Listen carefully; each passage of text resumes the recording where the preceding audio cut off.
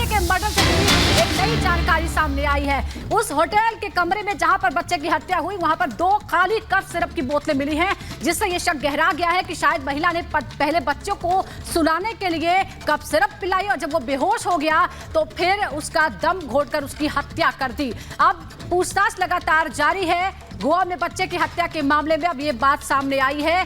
पहले नींद में सुलाया और फिर बच्चे को गला दबाकर मार दिया।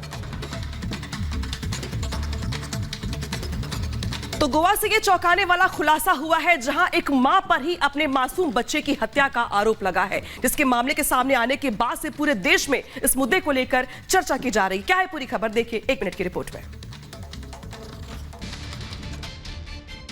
बैंगलोर की एक कंपनी की सीईओ सूचना सेठ ने अपने 4 साल के बेटे की हत्या की प्लानिंग की थी। आरोप है कि इसी प्लानिंग के तहत में 39 साल की सूचना अपने बेटे को लेकर गोवा आई और होटल रूम में उसका मर्डर किया। गोवा पुलिस ने मर्डर के 2 दिन बाद इस बात की आशंका जाहिर की। गोवा पुलिस के मुताबिक जिस होटल के कमरे में महिला रुकी हुई थी, वहां से कफ सिरप की 2 खाली बॉटल्स बरामद की गई। पुलिस को शक है कि मर्डर से पहले सूचना ने अपने बेटे को कफ सिरप की हैवी डोज दी थी। सूचना ने कफ सिरप की एक बोतल होटल के एक स्टाफ से मंगवाई थी। पुलिस के मुताबिक आरोपी महिला ने स्टाफ से कहा था कि बच्चे को खांसी है। इधर बच्चे की पोस्टमार्टम रिपोर्ट सामने आई। बच्चे की हत्या गला घोटकर की गई। ऐसा लग रहा है कि तकिया या तौलिए से गला घोट दिया गया, हाथ का इस्तेमाल नहीं हुआ। बच्चे का चेहरा और छाती सूजे हुए हैं, नाक से खून बह रहा था। Bureau report, Republic Bharat. तो जिस तरह से एक 4 साल के मासूम की हत्या हुई है और आरोप उसकी मां पर है, उसकी वजह से कई तरह के सवाल हैं और पूरा देश सन्न है। इस वक्त क्या चल रहा है, हमारे सहयोगी संदीप हमारे साथ गोवा से जुड़ गए हैं। संदीप, अभी ये बात भी सामने आई है कि ये कोई अचानक की हुई घटना नहीं है, बल्कि मां ने बाकायदा प्लान बनाया था। कफ सिरप पिलाकर बच्चे को गहरी नींद में डाला, उसके बाद दम घोटकर हत्या कर दी उसकी। जी देखिए, मौजूदा जांच में जो है पुलिस को उस कमरे में सुचाना सेठ ठहरी थी, उस कमरे से जो है 2 शीशियां कफ सिरप की मिली हैं। एक शीशी जो है सुचाना पहले से ही लेकर के आई थी, दूसरी शीशी उसने रिसेप्शनिस्ट से कहकर मंगाया था। दूसरी शीशी जो है वो कंपैरेटिवली बड़ी थी, जो उसके पास कैरी की थी उसने। इसके अलावा ये पता चल रहा है कि संभावित है, पुलिस को शक है कि उसे पहले ओवरडोज दिया गया कफ सिरप का और उसके बाद जो है तकिए से उसका मुंह दबा करके संभावित है कि उसे मार दिया गया हो या उसका गला घोंट करके उसकी जान ली गई हो। मौजूदा जो जांच में जो पोस्टमार्टम रिपोर्ट्स आए हैं उसमें डॉक्टर का ये कहना है कि अभी तक बदन पे कोई ऐसे संदिग्ध निशान नहीं मिले हैं, लेकिन उनके जांच में ये पता चला है कि संभावित है कि उसे जो है तकिए से उसका दम घोटा गया हो और इसके बाद जो है उसकी मौत हुई हो। ये भी खबर सामने आ रही है कि जब बच्चे को लेके आया गया था अस्पताल में पोस्टमार्टम के लिए, तो बताया जा रहा है कि 36 घंटे पहले ही बच्चे की मौत हो गई थी। तो यानी कि बताया जा रहा है कि जब सुचाना सेठ बैंगलोर की तरफ निकली थी गोवा के लिए, उससे करीब 36 घंटे पहले ही बच्चे की मौत हो गई थी। हालांकि सुचाना डिनाई कर रही है, सारे एलिगेशंस जो है वो डिनाई कर रही है और ये कह रहे हैं। लेकिन संदीप, सवाल ये भी है कि एक मां आखिर ऐसा कैसे कर सकती है? आखिर क्या वजह रही कि एक मां को ये कदम उठाना पड़ा, या स्थिति कैसी थी मानसिक तौर पर? क्या कारण दिखाई दे रहे हैं आपको? क्या पता चल रहा है इस पूरे मामले में? इसकी हत्या की वजह क्या बताई जा रही है?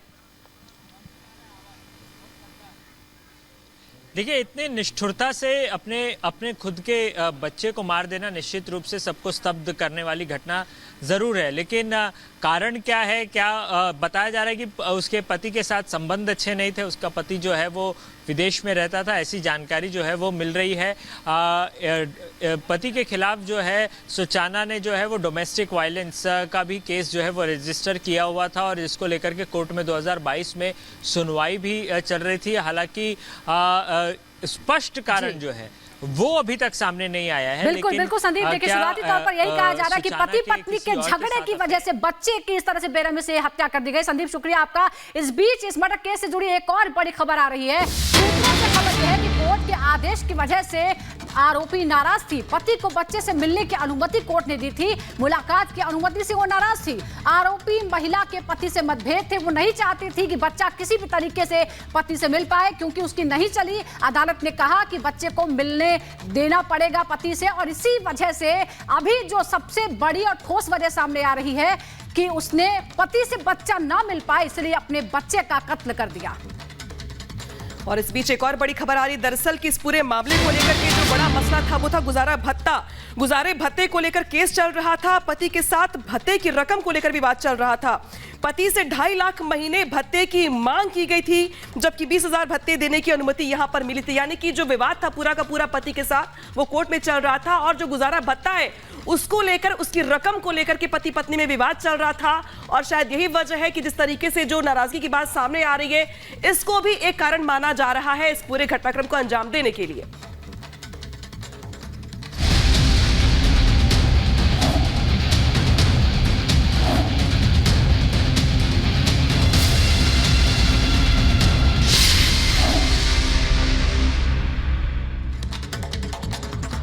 और अब बात तुष्टिकरण की उस रेस की जिसमें हर कोई एक दूसरे से आगे निकलने के होड़ में लगा हुआ है, लेकिन सबसे आगे फिलहाल बने हुए हैं समाजवादी पार्टी के नेता स्वामी प्रसाद मौर्य, जो लगातार बयान दे रहे हैं सनातन विरोधी। और अब बाकायदा वो ये कहने लगे हैं कि कार सेवकों पर जो गोलियां चलाई गई थी वो जायज है, उसे वो जायज ठहराने की कोशिश करते नजर आते हैं।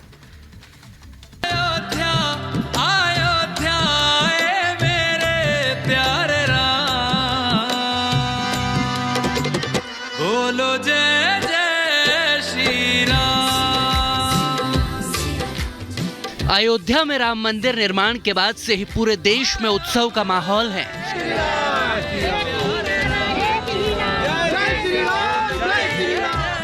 22 जनवरी को राम मंदिर के गर्भगृह में रामलला की प्राण प्रतिष्ठा के बाद ये तारीख सनातन के गौरवशाली इतिहास में सुनहरे अक्षरों में दर्ज हो जाएगी। लेकिन अयोध्या के 496 साल का लंबा संघर्ष अब भी राम भक्तों की आंखें भिगो देता है, क्योंकि बाबर हो या अंग्रेज, रामलला के अधिकारों के लिए कई सदियों तक चले संघर्ष में दोनों ही दुश्मनों ने राम भक्तों की हत्याएं की हैं। लेकिन आजाद भारत में 30 अक्टूबर 1990 को अयोध्या में जो कुछ हुआ उसे राम मंदिर आंदोलन के इतिहास में एक काला अध्याय माना जाता है, जिसका अफसोस सभी को है। मगर बड़े अफसोस की बात है कि सत्ता की भूख इंडी गठबंधन के नेताओं को इस कदर लगी है कि वो अल्पसंख्यकों को रिझाने के लिए राम भक्तों के इस कभी ना भरने वाले जख्मों को कुरेदने से भी बाज नहीं आ रहे।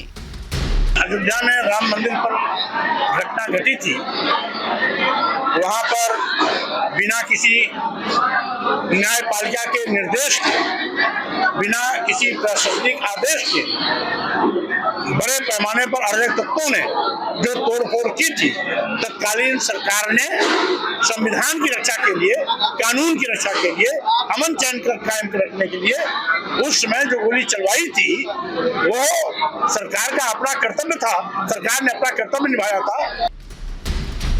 यह पहली बार नहीं है जब समाजवादी पार्टी के नेता स्वामी प्रसाद मौर्य ने हिंदुओं की भावनाओं को ठेस पहुंचाई हो। स्वामी प्रसाद मौर्य आए दिन हिंदू आस्था को चोट पहुंचाने वाले बयान देते रहते हैं, लेकिन जब से समाजवादी पार्टी इंडी गठबंधन में साझेदार बनी है, तब से स्वामी प्रसाद मौर्य के विवादास्पद बयानों की छड़ी सी लग गई है। लेकिन इस बार जिस तरह से स्वामी प्रसाद मौर्य ने राम भक्तों की दुखती रग पर हाथ रखकर मसला है, उसने साधु संतों को भी नाराज कर दिया। लेकिन वो बस इस बात का ध्यान रख रहे हैं कि शुभ घड़ी के उपलक्ष्य में ऐसे विवेक शून्य लोगों के खिलाफ बयान देना बिल्कुल ठीक नहीं है।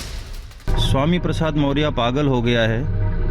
अब उसके पास न तो सत्ता है और न आने की उसको संभावना है कोई, इसलिए वो पागलपन में, व्याकुलता में इस तरह से उलूल जुलूल बयान दे रहा है। ऐसे पागलों की बातों पर व्यक्ति को भरोसा नहीं करना चाहिए। सपा नेता स्वामी प्रसाद मौर्य के इस आपत्तिजनक बयान को लेकर बीजेपी के नेताओं में भी काफी गुस्सा है, लेकिन प्रधानमंत्री मोदी का बीजेपी नेताओं को विपक्ष के भड़काऊ रवैये पर संयम बरतने के निर्देश के चलते सब चुप हैं। उनका बस यही मत है कि भगवान राम इन्हें सद्बुद्धि दे। मुझे लगता है कि विवादित बयानों के लिए बयानवीर हो गए हैं स्वामी प्रसाद जी, और ईश्वर से कामना करेंगे भगवान राम जी उनको सद्बुद्धि दें ताकि उनका जीवन का कल्याण मोक्ष हो सके। आए दिन वो कोई न कोई विवादित बयान देने का काम लगातार कर रहे हैं और बस मैं तो यही कह सकता हूँ कि ईश्वर उन्हें सद्बुद्धि दे। सनातन और सनातनियों पर स्वामी प्रसाद मौर्य का ये जुबानी हमला कोई नया नहीं है। वो आए दिन हिंदू धर्म के खिलाफ जहर उगलते रहते हैं। हालांकि सपा नेता इस तरह की बयानबाजी इंडी गठबंधन के इशारे पर कर रहे हैं या इसके पीछे उनकी हिंदू विरोधी सोच है, ये फिलहाल कहना मुश्किल है। लेकिन इतना तो तय है कि जिस तरह से स्वामी प्रसाद मौर्य ने इस बार राम भक्तों के गहरे जख्मों को कुरेदा है, वो ये साफ इशारा कर रहा है कि असल जीवन में बाबर के हिमायती ही होंगे। Bureau report, Republic Bharat.